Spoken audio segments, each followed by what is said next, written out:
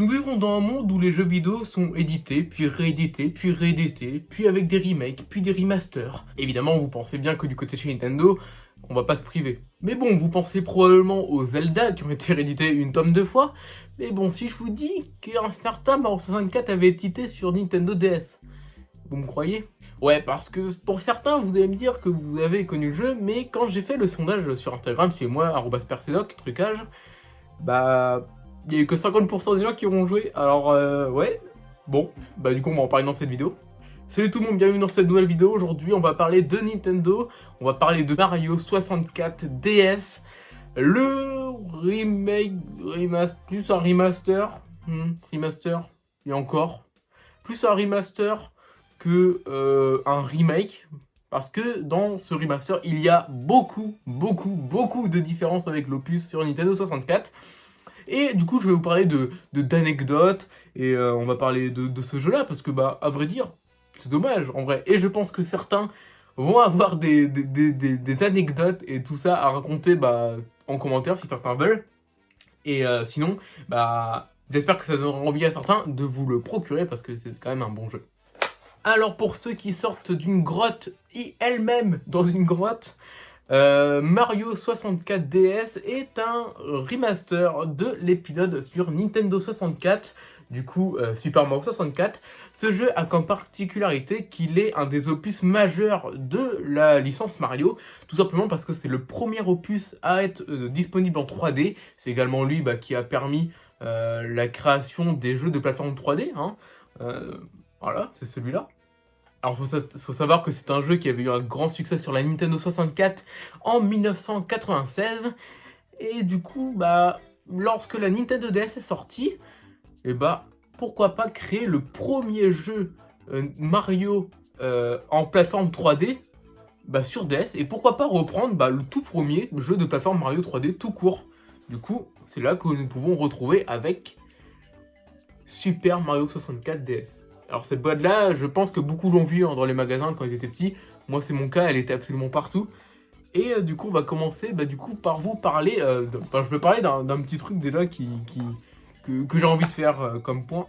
Du coup, je vais commencer déjà à vous parler par un petit point technique. Alors, déjà, imaginez-vous qu'en 1996, le jeu Mario 64 était sur une cartouche de cette taille-là.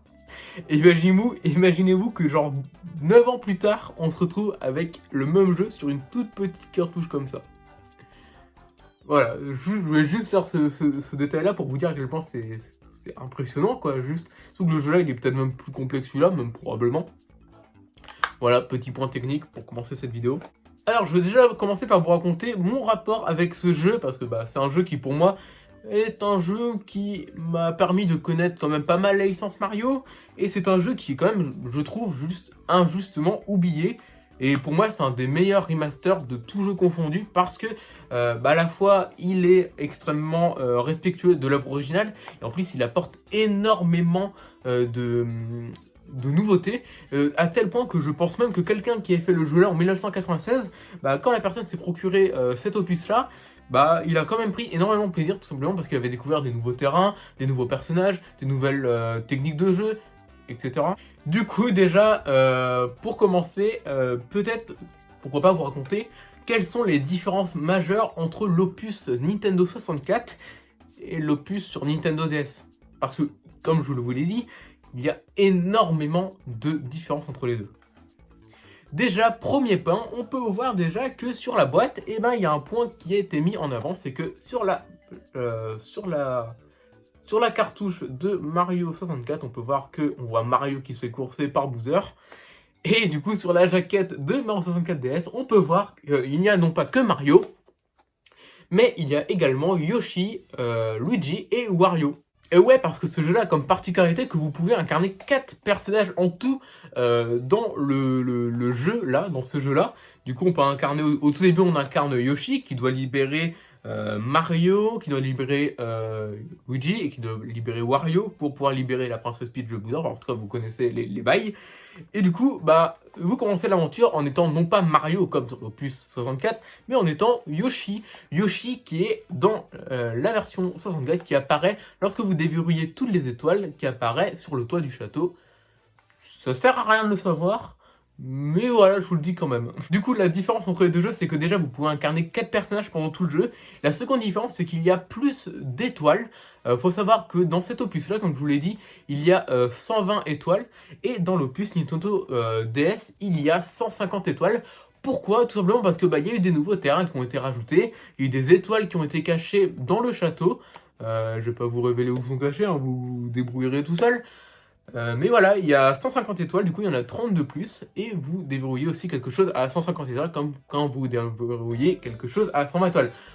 Oh, c'était dur à dire. Également, une autre caractéristique, c'est que il y a quelque chose qui est assez rigolo et assez ironique, c'est que dans cet opus-là, en fait, sur les cartes, lorsque vous êtes, quand vous débloquez tous les personnages, sur les terrains, vous avez possibilité en fait, lorsque vous êtes, par exemple, vous êtes Mario, en fait sur la carte vous avez la casquette de Luigi et la casquette de Wario sur le terrain, ce qui vous permet, lorsque vous êtes un personnage, genre on va dire vous êtes, allez, Yoshi, vous prenez la casquette de Mario et du coup vous pouvez vous transformer en Mario et avoir ses aptitudes physiques. Du coup oui, 12 ans avant Mario Odyssey, vous pouviez déjà prendre l'apparence de quelqu'un avec une casquette dans un jeu Mario. Du coup comme je vous l'ai dit, chaque personnage a des aptitudes spéciales. Alors par exemple Wario est un personnage qui est plus lourd, qui peut péter des briques noires. Mario lui peut péter des briques rouges. Les pouvoirs qu'ils ont ne sont pas les mêmes, hein. Par exemple, dans ce jeu-là, le pouvoir qu'il y avait, un des seuls pouvoirs qu'il y avait d'ailleurs dans ce jeu, c'était Mario qui avait des ailes pour pouvoir voler et planer.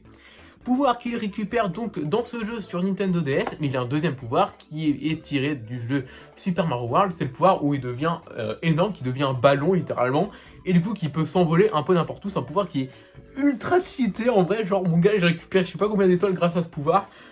Je pense qu'avec du recul ils auraient pas dû le mettre, mais bon, on va rien dire, hein. Récupérer des étoiles plus facilement, on va pas cracher. Luigi, lui, a comme pouvoir le fait de pouvoir passer à travers certains murs avec un pouvoir qui peut le rendre transparent. Il peut passer aussi à travers certains monstres, et du coup, c'est très pratique. Wario, lui, a comme particularité, comme pouvoir, qui peut se transformer en Wario de métal, ce qu'il fait, qui peut aller dans les fonds marins plus facilement, qui peut respirer sous l'eau plus longtemps, qui peut prendre des personnages qui sont plus lourds, qui peut frapper plus facilement des personnages, qui peut foutre des patates à des personnages, genre par exemple des Goombas, et qui va les envoyer super loin. Mais par contre, ce personnage-là a comme défaut du coup qu'il est super lourd, du coup il a du mal à sauter, ce qui est un peu dommage. Du coup, dans ce jeu-là également, vous commencez du coup, comme je vous l'ai dit, avec le personnage de Yoshi, puis vous débloquez le personnage de Mario dans le terrain, dans la chambre de Peach, puis vous débloquez Luigi, puis enfin Wario, qui est assez compliqué à avoir. D'ailleurs, je me souviens que quand j'étais petit, moi j'étais très rageux, tout simplement parce que j'étais très nul, et du coup j'avais débloqué que le Yoshi et Mario. Du coup moi je voulais jouer avec Wario, parce que pour moi Wario c'est un des meilleurs personnages. Du coup j'étais très triste. Et du coup, j'avais piqué la sauvegarde de ma mère pour pouvoir jouer avec tous les personnages. Jusqu'au jour où je l'ai effacé sans faire exprès. Mais bon, chut, on va rien dire. Qu'est-ce que je peux dire d'autre? Je sais pas si vous vous rappelez aussi, quand vous démarriez le jeu, vous avez la tête de Yoshi ou de Mario qui apparaissait. Et quand vous appuyez dessus, vous pouvez, les personnages apparaissaient en dessin, puis vous pouvez les déformer, tout ça. Je pense que une image va être mise ici. Je pense que beaucoup de personnes s'en souviennent. Hein. Ouais. Ça, c'est vraiment des souvenirs genre, qui remontent. Je pense que même pour vous, ça se trouve, il y en a, ils connaissent même pas le jeu, ils ont jamais joué. Ils vont être en mode, ouais, le mec qui dit n'importe quoi, genre, on s'en branle. Mais bon, voilà, c'est des souvenirs voilà, que je me souviens. Du coup, j'ai joué assez récemment pour pouvoir faire cette vidéo. J'y avais pas touché depuis extrêmement longtemps. Et le jeu est, je trouve personnellement, assez joli. Malgré que son plus gros défaut en réalité, c'est les contrôles. Parce que autant jouer avec un joystick pour un jeu en 3D, c'est assez sympathique, assez simpliste. Par contre, je vous dis tout de suite, mais jouer avec une croix comme ça, là, attendez. Jouer avec une croix comme ça, sur un jeu comme ça, je vous jure, et vos persos, ils glissent tout le temps, c'est insupportable, c'est vraiment un jeu qui est vraiment pas facile. Je comprends pourquoi j'étais nul quand j'étais petit, parce que j'y ai joué récemment et je suis toujours nul à ce jeu. Bon là, j'ai débloqué 120 étoiles en une nuit, mais ça fait un peu triste en vrai quand je dis ça, mais c'est vrai. Mais ouais, en vrai, à part les contrôles, le jeu il est vraiment chouette. Surtout qu'il a un truc qui est bien comparé à cet épisode-là aussi, c'est que bah, le jeu, du coup, vu que la DS, bah, il y a 2 écrans, l'écran du dessus, bah, c'est l'écran où vous vous déplacez, tout ça. Et du coup, l'écran du bas, c'est une carte, et la carte, elle est super pratique, et bah, en fait, tu t'en sers littéralement tout le temps. Alors que dans la version Nintendo 64, bah, t'es un peu perdu, tout ça, c'est un peu plus compliqué.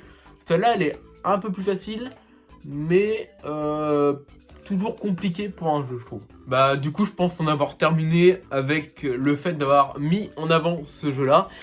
Si vous l'avez jamais testé, ou même si vous n'avez jamais testé la version Nintendo 64 ou la version DS, bah testez-le.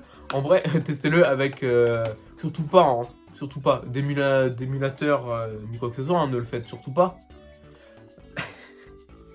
En vrai, faites-le, c'est bon. Ça va, c'est pas grave. Vous prenez l'émulateur Project 64, vous mettez 5 minutes à télécharger ça, puis c'est bon, mais bon, allez, je vous ai rien dit. Je vous invite en tout cas forcément à y jouer parce que bah, c'est mine de rien un des plus grands jeux bah, du jeu vidéo. Et c'est un jeu qui est super, que je trouve assez joli, qui rame pas du tout, et ça c'est super agréable par contre. Et bah, je suis très content d'en avoir parlé dans cette vidéo.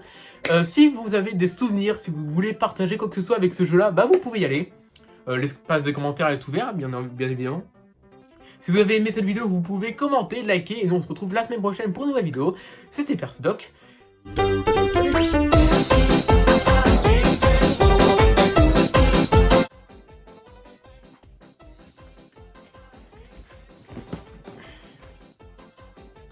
Ah mais vous êtes toujours là. Ah mais il faut partir là maintenant. Bah petit bonus dans ce cas-là. Est-ce que vous vous rappelez dans ce jeu incroyable qui était Mario 64 DS, quand vous fermiez la DS, ça faisait un bruit. Voilà, c'est tout.